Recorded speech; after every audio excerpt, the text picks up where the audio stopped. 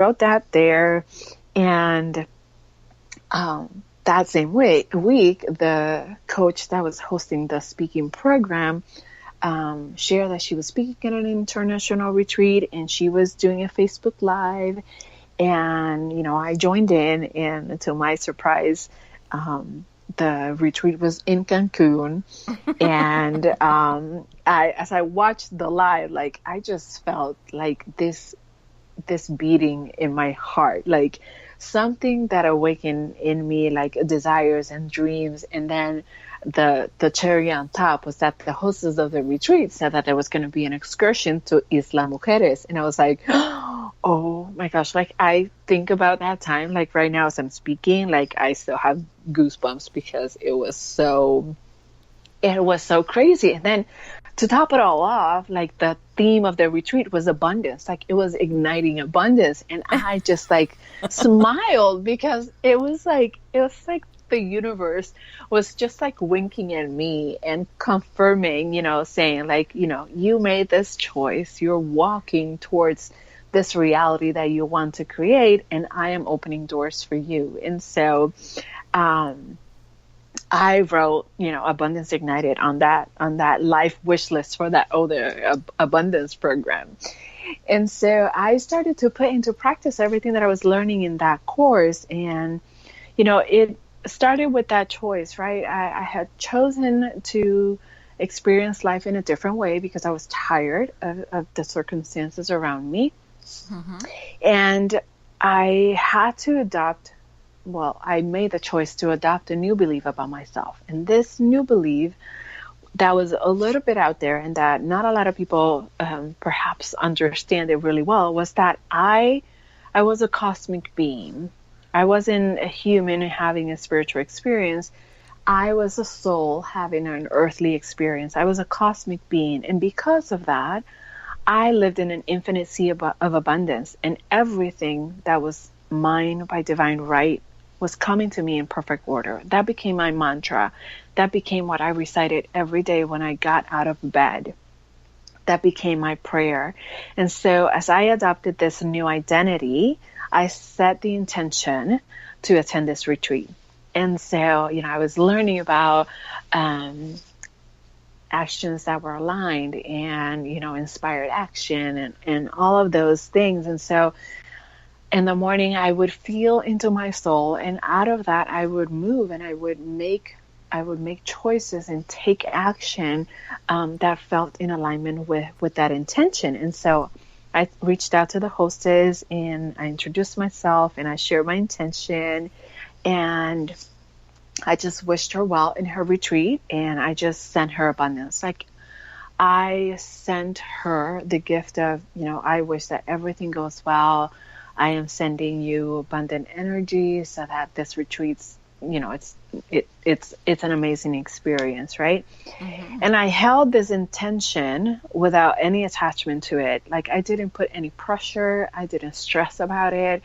I didn't obsess about the outcome. I had this intention and I held it with my hand completely open without any attachment, but there was a sense of gratitude and appreciation, as if the universe had already determined that I was going to go to this retreat.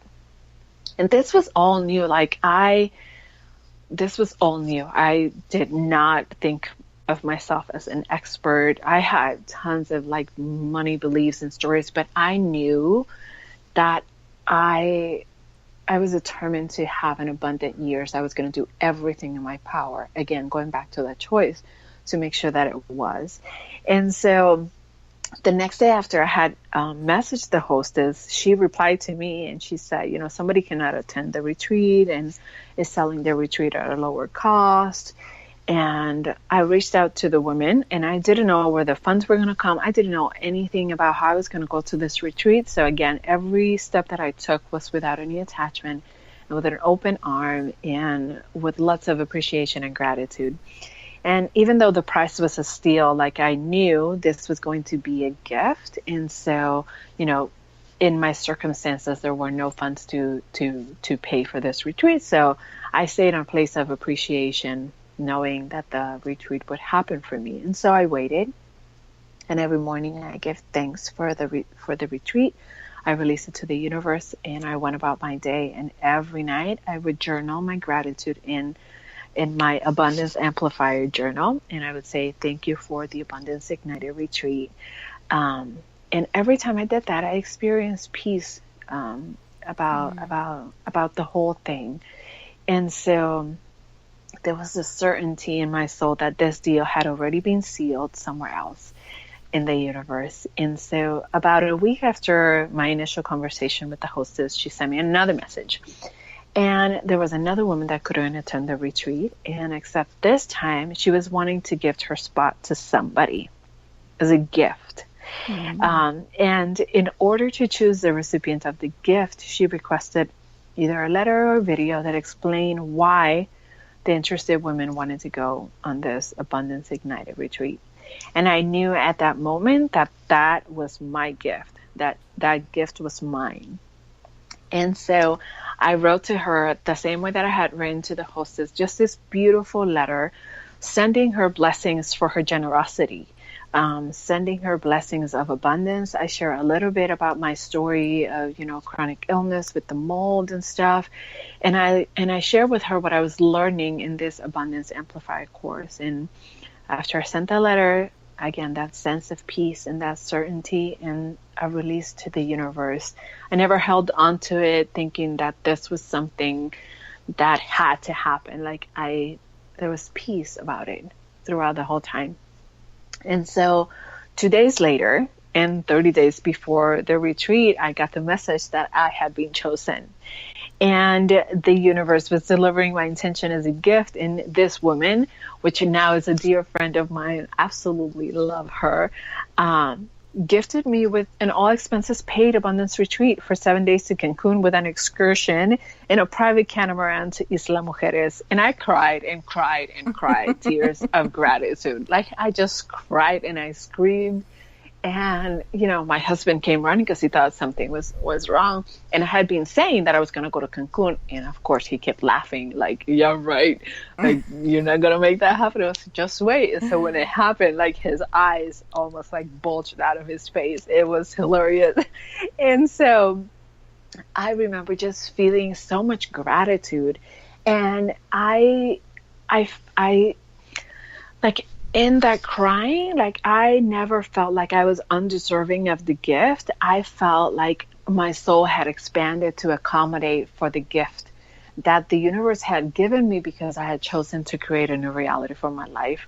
Right. And so it was amazing. And it was all because at the beginning of the year, I made a choice and I chose to make the year a great one. And I made the choice to believe that I was a cosmic being and I lived in a sea of abundance and that all the abundance was available to me. And I just needed to figure out how to make it manifest on this reality. And the way I could do that was staying in a place of gratitude and appreciation, setting an intention, releasing it to the universe, not holding any attachment to it, and getting very, very clear and quiet with my soul so that I would allow it for it to speak and tell me and guide me as to which actions and behaviors I needed to make in order to make that gift or that reality, that creation a reality in this dimension. And so, yeah, that's how that happened. And it was absolutely amazing because the trip could have been more perfect. And that trip it felt like a confirmation and initiation into my sacred work. And so it was absolutely amazing. The cost, all expenses paid.